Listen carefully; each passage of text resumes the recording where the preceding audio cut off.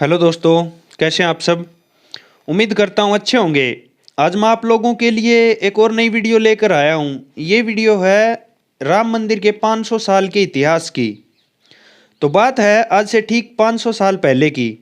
माकी, जो कि बाबर का सेनापति था, उसने अयोध्या में बाबरी मस्जिद की नींव रखी।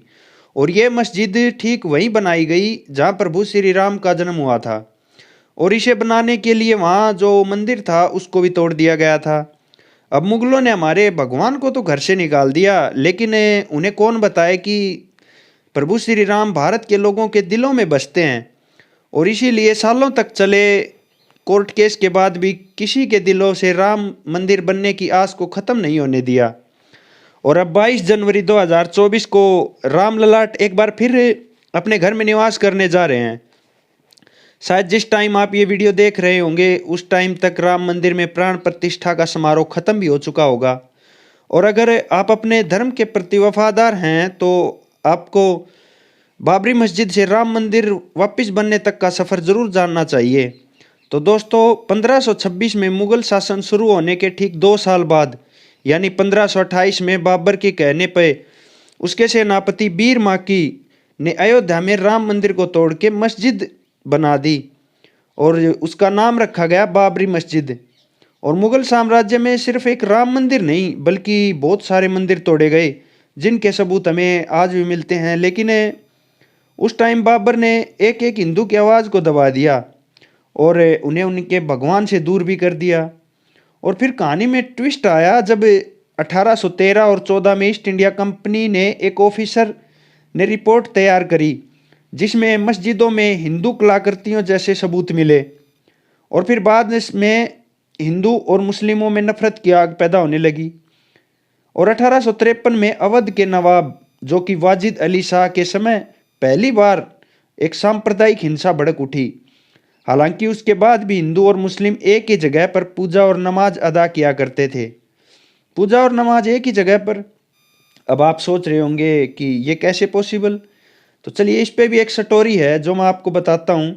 1717 यानी कि बाबरी मस्जिद बनने के 190 साल बाद जयपुर के राजा राजा जयसिंह द्वितीय पहले शख्स थे जिन्होंने मस्जिद और उसके आसपास की ज़मीन को हासिल करने की कोशिश की थी, जिससे कि वो फिर से वहाँ राम मंदिर बना सकें।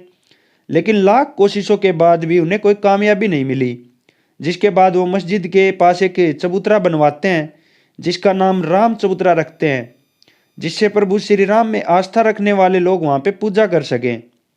फिर जब 1855 में हिंदुओं को आंतरिक प्रसारण में जाने से रोक लगा दी गई और लोग नमाज पढ़ते हैं, उस समय हिंदू यहीं पूजा करा करते। यह चबूतरा मुख्य गुम्बद से 150 फुट दूर बनाया गया था। 1859 में आगे चलकर अंग्रेज सरकार ने इस जगह को तार से बांट दिया ताकि दंगे ना हो और अलग अलग पूजा और नमाज कर सकें। और इन सब के बाद 1885 में राम जन्मभूमि की यह लड़ाई अदालत में पहुंच गई और महंत रघुबीर दास जी ने उस चबूतरे को पक्का करवाने, वहाँ मंदिर बनाने और छत डालने की मांग करी, जिसके ऊपर कोर्ट ने यह कहा कि वहाँ हिंदुओं को पूजा अर्चना करने की पूरी आज़ादी है, लेकिन वहाँ पर मंदिर बनाने से साफ मना कर दिया गया। 1934 में फिर से अयोध्या में दंगे होते हैं जिसमें बाबरी मस्जिद का कुछ हिस्सा टूट जाता है। हालांकि वो हिस्सा बाद में रिपेयर भी करवा दिया जाता है, लेकिन घटना होने के बाद से यहाँ नमाज बंद हो जाती है। और ध्यान रखिए, ये वो समय था जब अंग्रेज सरकार का राज हुआ करता था। लेकिन बाबरी मस्जिद के 400 साल बाद भी हिंदू फिर भी राम मंदिर की लड़ाई में लगे हुए थे। उस टाइम ना तो सरकार हमारी थी और देश को चलाने वाली कांग्रेस ने भी इन मुद्दों से किनारा कर दिया था। जिनको फर्क पड़ रहा था वो थे आम जनता, हमारे और आप जैसे लोग। अपनी जान की भी बाजी लगा के अपने प्रभु श्री राम के हक की लड़ाई में लगे हुए थे। और इसी तरह समय बीतता जाता है और फिर आता है 1947, जब देश को अंग्रेजों से आज़ादी मिली थी। और उस आज़ादी के साथ साथ लोगों की ये उम्मीदें भी बढ़ जाती हैं कि अब तो राम मंदिर बन के ही रहेगा। लेकिन उस समय की जो परिस्थिति थी तो कुछ ऐसी थी कि कह रही थी कि कांग्रेस सरकार ने इस मुद्दे पे बात करना तो दूर, मुद्दे पे बिल्कुल हाथ ही खड़े कर दिए थे। और दोस्तों फिर पॉलिटिकल सपोर्ट ना मिलने के बाद ही शुरू होता है असली विवाद।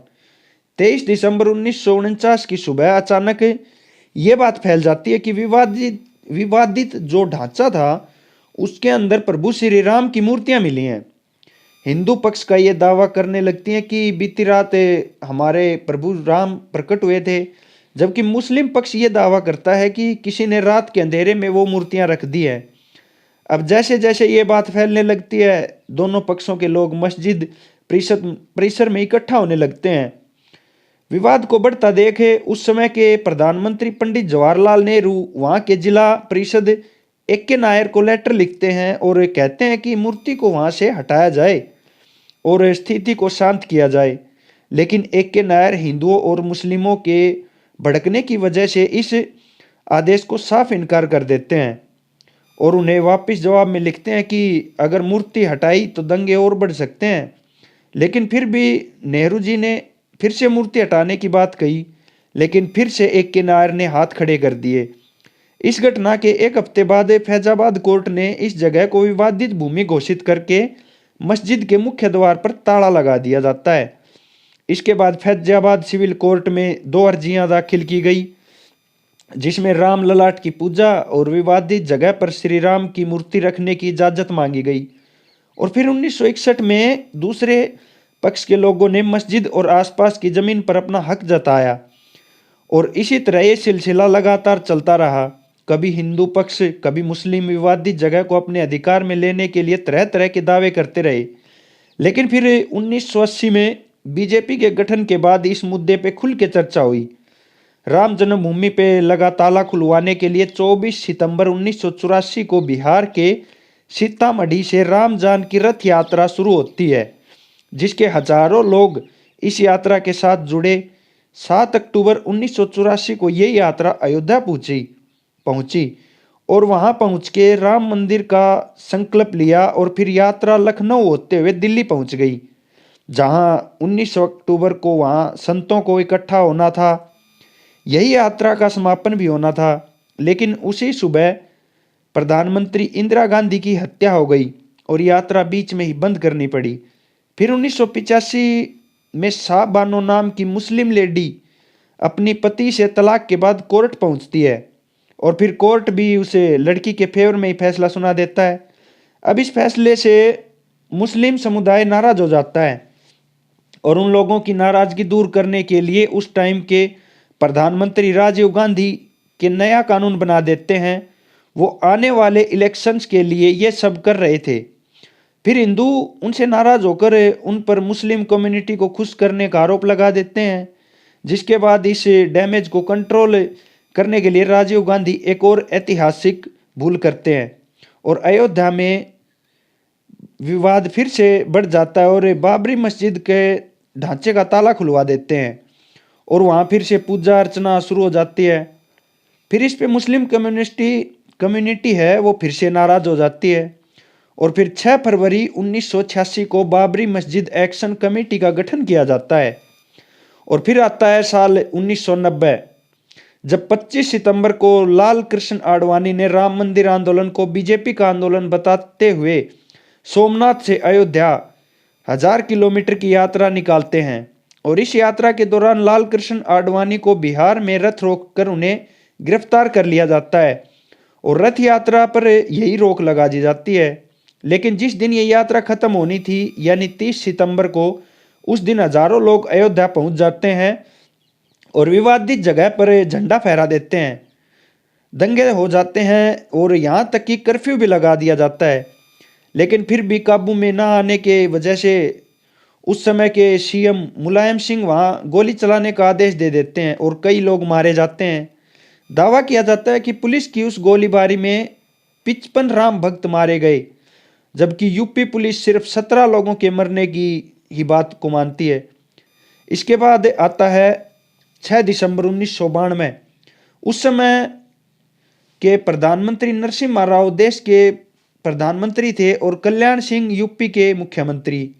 इसी दिन 1 लाख सेवक विवादित ढांचे के पास इकट्ठा हो जाते हैं। कहा जाता है कि वहां भीड़ इकट्ठा होने से पहले ही कल्याण सिंह कोर्ट को ये दिलासा दिला चुके थे कि ये लोग उस जगह को कोई नुकसान नहीं पहुंचाएंगे। और फिर कुछ समय के बाद उसी दिन वो भीड़ मिलके उस विवादित जगह के ऊपर चढ़ के एक गुंबद को गिरा देती है। और फिर कुछ देर दूसरा भी। फिर शाम तक तीनों गुंबदों को तोड़ चुके थे, जिससे कि पूरे यूपी में हाहाकार मच जाता है। और स्थिति को काबू में करने के लिए यूपी में राष्ट्रपति शासन लगा दिया जाता है। गुंबद गिराने के कुछ समय बाद ही कल्याण सिंह जी यूपी के मुख्यमंत्री पद से इस्तीफा दे देते हैं। लेकिन उस टाइम उन्हें देखकर ऐसा लग रहा था कि जैसे उन्हें इस बात का कोई दुख ही नहीं है। और इस बात की उन्होंने खुद माना है जब 2019 में सुप्रीम कोर्ट ने राम मंदिर पे फैसला सुनाया। जब किसी न्यूज़ चैनल से बात करते हुए उन्होंने बोला कि ढांचा तोड़ने का दुख ना उस समय था और ना आज है। मंदिर बनने के फैसले से मैं इतना खुश हूँ कि अब मैं चैन से मर पाऊंगा। खैर 1992 के दंगे के बाद भी कई जगह दंगे हुए, कई लोग मारे गए, लेकिन उसके बावजूद भी कोर्ट में शांति छाई रही। लेकिन 90 की दशक में बीजेपी ने की सरकार बनी, तब राम मंदिर की उम्मीदें सब लोगों में फिर से जाग चुकी थी। बीजेपी ने 1999 और 2004 और फिर आगे जितने भी चुनाव हुए सब में राम मंदिर को अपने घोषणा पत्र में शामिल किया। और इस दौरान काफ़ी लंबी लड़ाई कोर्ट में लड़ी गई, आखिरकार जीत हुई। 2 नवंबर 2019 को कोर्ट राम मंदिर बनाने की परमिशन दे देता है और साथ ही मस्जिद के लिए एक ज़मीन भी देने के लिए कहती है। जिसके बाद फिर 5 फरवरी 2020 में एक ट्रस्ट का गठन किया जाता है और फिर राम मंदिर का काम जोरों शोरों से शुरू हो जाता है। तो दोस्तों 1528 में राम मंदिर तोड़कर बाबर मस्जिद बनवाया था और आज 498 साल बाद हमारा राम मंदिर फिर से उसी जगह पर बनने जा रहा है। तो दोस्तों ये थी राम मंदिर के 500 साल के इतिहास की कहानी। अगर आप लोगों को वीडियो अच्छी लगी हो तो लाइक करें, शेयर करें और चैनल को सब्सक्राइब ज़रूर करें। Thank you. हेलो दोस्तों।